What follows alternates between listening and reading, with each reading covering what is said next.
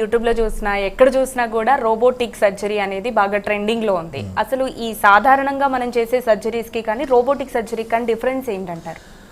మామూలుగా ఇప్పుడు గడిచిన 2-3 సంవత్సరాల క్రితం వరకు కూడా అందరూ కూడా ఈ నార్మల్ రోటల్ని రీప్లేస్మెంట్ చేసేవాళ్ళం. ఈ రోబోటిక్ వచ్చిన తర్వాత ఏమిందంటే యాక్యురసీ చాలా బాగుంటుంది.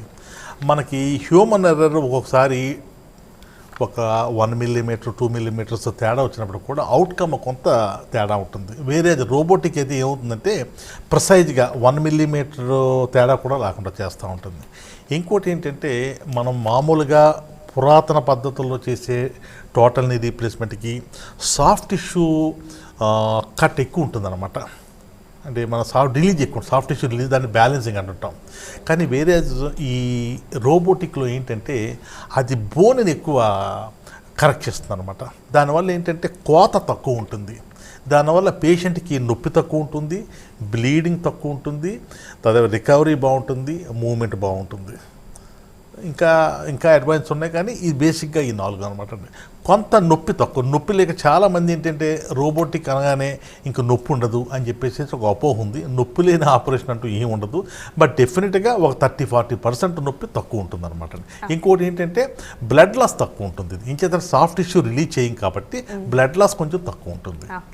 అయితే ఈ సాధారణ సర్జరీకి రోబోటిక్ సర్జరీకి మధ్య డిఫరెన్స్ చూస్తే సర్జరీ తర్వాత రికవరీ రేట్ ఎలా ఉంటుంది సార్? ఒక 20-30% డిఫరెన్స్ ఉంటుంది డెఫినెట్గా. అంటే చెప్పిన 20%. కొంతమంది ఈ రికవరీ కూడా పేషెంట్ యొక్క మైండ్ సెట్ని బట్టి ఉంటుంది. కొంతమందికి ఎంత నొప్పి ఉన్నా కూడా భరించుకుని నార్మల్గా చేసేస్తూ ఉంటారు. కొంతమందికి చిన్న నొప్పిని కూడా తట్టుకోలేదు. వాళ్ళ ఉపద్రవదారు చెప్తున్నారు, వాళ్ళకు సెన్సిటివ్ పేషెంట్లు అనమాట. కొంతమంది నార్మల్ గ్రాస్ డిఫార్మిటీ ఉండి 2 మోకాళ్ళు ఆపరేషన్ చేయించుకొని మరునాడు నుంచి హ్యాపీగా నడిచే వాళ్ళని చూసాము. రోబోటిక్ ఆపరేషన్ చేయించుకుని వాళ్ళు ఆ రోజంతా డాక్టర్ గారు రాత్రి అంతా నొప్పి వచ్చిందని బాధపడడం కూడా చూసాం అనమాట. అదే కొంత పేషెంట్ యొక్క మైండ్ సెట్ని కూడా బయట ఉంటుంది అనమాట. అంచేత కౌన్సిలింగ్ అనేది చాలా చాలా ఇంపార్టెంట్. అయితే జాగ్రత్తల విషయానికి వస్తే మనం నార్మల్ సర్జరీ అయినప్పుడు కింద కూర్చోకూడదు, మెట్లెక్కి దిగకూడదు ఇట్లాంటివి చెప్తూ ఉంటారు కదా సార్. రోబోటిక్లో ఎట్లాంటి జాగ్రత్తలు? మెట్లు ఎక్కకూడదు దిగకూడదు అని ఏమీ లేదు, కానీ కొన్ని ప్రోటోకాల్స్ ఉంటాయి. సాధారణంగా నేనైతే ఏం చేస్తానంటే 1 మంత్ వరకు కూడా మెట్లు అవాయిడ్ చేయమని చెప్తాం. ఇంచేతంటే మనం ఎముకకి అదేవిధంగా ఏదైతే ఇంప్లాంట్ వేస్తామో ఆ మధ్య సిమెంట్ పెడతాం అనమాట. ఇన్కార్పొరేట్ అవ్వాలన్నమాట. ఒక 4-5 మెట్లు అవి నడిపిస్తుంటాం. కానీ మామూలుగా ఆపరేషన్ అయిన వెంటనే మరునాడే వాకర్ వచ్చుకుని నడమని చెప్తాము. 1 మంత్ వాకర్ తప్పనిసరిగా వాడమని చెప్తాము. రోబోటిక్ కూడా అంతే, ప్రోటోకాల్స్ ఏం. కానీ ఈ మెట్లు అనేది ఎక్కడం అన్నీ కూడా 1 మంత్ తర్వాత ఎన్ని మెట్లన్నా ఎక్కొచ్చు. కానీ కింద కూర్చోవడం అనేది ఈధర్ నార్మల్ రీప్లేస్మెంట్ కన్నా కింద కూర్చోకూడదు, అదేవిధంగా ఈ రోబోటిక్ ఆపరేట్ చేసినా కూడా కింద కూర్చోకూడదు. కొన్ని డిజైన్స్ వచ్చినాయి, ఇంప్లాంట్ డిజైన్స్ వచ్చినాయి. కొన్ని డిజైన్స్ ఏంటంటే జెండర్ స్పెసిఫిక్ అంటుంటాం. అది ఏంటంటే లేడీస్లో కొంచెం కాలు కొంచెం వెడల్పుగా ఉంటుంది నీ జాయింట్, అదేవిధంగా వాళ్ళకి కొంచెం ఫ్లెక్షన్ తక్కువ ఉంటుంది అనమాట.